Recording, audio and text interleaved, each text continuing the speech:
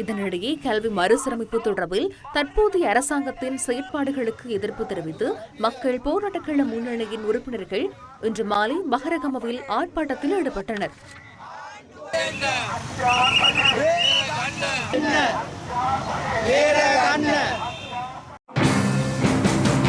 இதனிடையே இன்று கொழும்பில் நடைபெற்ற நிகழ்வு ஒன்றில் கல்வி மறுசீரமைப்பு தொடர்பில் பேராசிரியர் ரொஹான் பெர்னாண்டோ கருத்து தெரிவித்தார். கல்வி மறுசீரமைப்பு இது தொடர்பில் பல வருடங்களுக்கு முன்னதாகவே கதைக்கப்பட்டது. உண்மையை கூறுவதாயின் எந்தவித மறுசீரமைப்பையும் இதுவரையில் சரியாக செய்ய முடியவில்லை. அதற்கான காரணம் என்ன?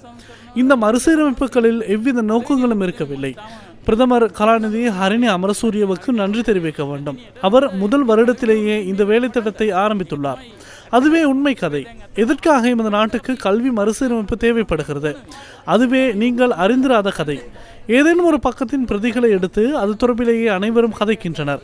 தற்போதைய அரசாங்கத்தால் முன்மொழியப்பட்டுள்ள கல்வி மறுசீரமைப்புக்கு கட்டாயமாக நாம் ஆதரவு தெரிவிக்க வேண்டும். கல்வி மறுசீரமைப்பு தொடர்பில் போலியான பிரசாரங்கள் மேற்கொள்ளப்பட்டுள்ளன. பிரதமரை எடுத்துக்கொண்டால் அவர் தனது முதலாவது பட்டத்தை இந்தியாவில் பெற்றார், இரண்டாவது பட்டத்தை ஆஸ்திரேலியாவில் பெற்றார், கலாநிதி பட்டத்தை எடின்பரோவில் பெற்றுள்ளார். அவ்வாறான தகுதியை கொண்ட ஒருவர் இலங்கையில் முதல் தடவையாக கல்வி அமைச்சராக நியமிக்கப்பட்டுள்ளார். அது தொடர்பில் உண்மையில் நாம் மகிழ்ச்சி அடைய வேண்டும். இதுவே இங்குள்ள பிரச்சினை. கல்வி மறுசீரமைப்பு என்பது இலகுவான விடயமில்லை.